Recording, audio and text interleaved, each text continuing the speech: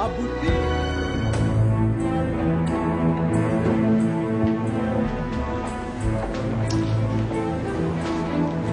Ayoko marinig, Daryl. Ayoko marinig kung paano mo ito nagawa o kung kanino mo ito ginawa. Hindi ko naman sinasadya, Tito. Daryl, remember this. Ako na ang huling taong pagkikwentuhan mo nito. Bukas na bukas. Huwag mo itong babanggitin. Huwag mo itong iisipin. Kailangan pumunta ako agad kay Abuelo. I have to do everything in my power para makabalik ka sa grasya ng pamilya. But Daryl, you have to stop this!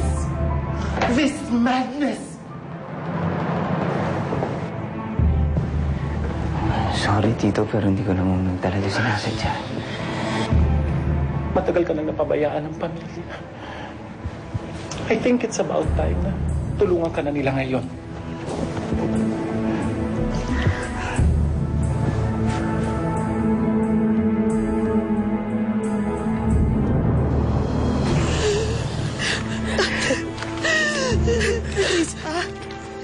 Clarissa!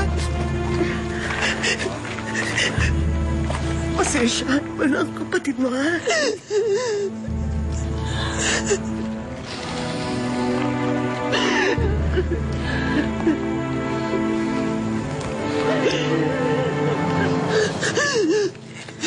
Hindi ko man lang umamigit ang inay.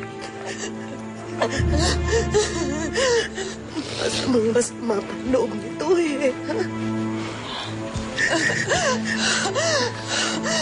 Paano po ang inay?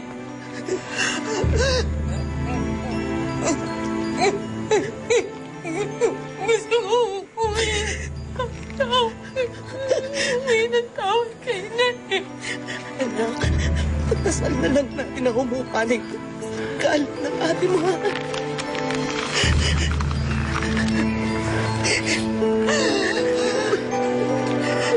Alam kong masabi kay Nancy. Hiyang-hiya ako sa nangyari kanina. Pero kahit sa ganitong parang, makapagbayad lang kami. Hindi yung matatanggap ni Nancy ito. Kung may kailangan pa si Nancy, pagsabihan mo kami. Hindi niya kailangan malaman to.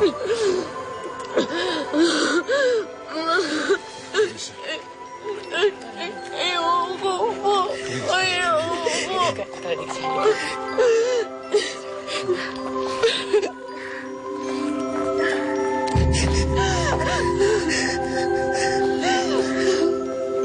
Melly, anong nangyayari?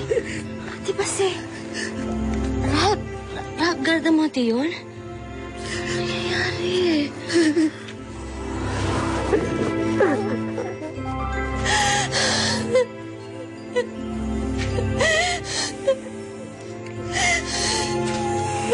Nancy, hindi mo man binigyan ng huling sulyap yung kapatid mo. Kahit yung paliwanag niya, hindi mo man pinakinggan eh. Bigay mo na sa akin to. Pwede naman siyang humingi ng tawad sa puntod ng ina eh.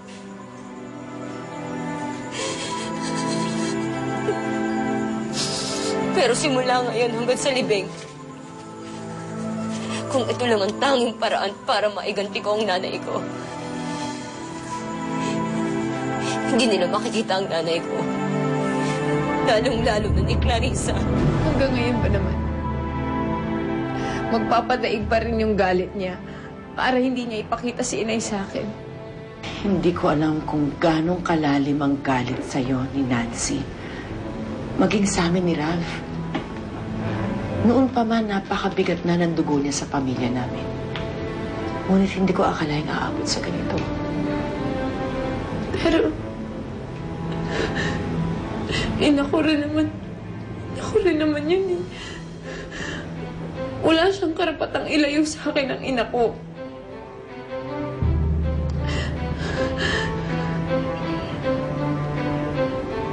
Mas pinahiya niya pa tayo. Ipagdasal na lang natin na magbago ang pasya ni Nancy bago pa mailibing si Lati.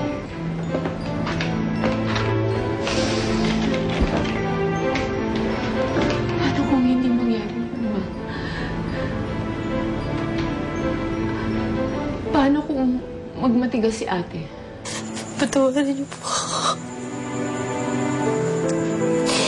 Hindi ko kayang gawin yung huling habilin niyo eh.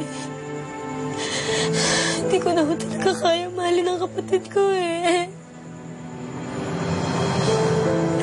Sorry, Nay.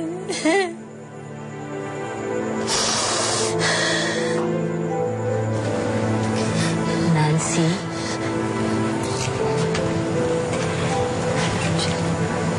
Lumabas agad ako nang tawagan ako ni Maggie.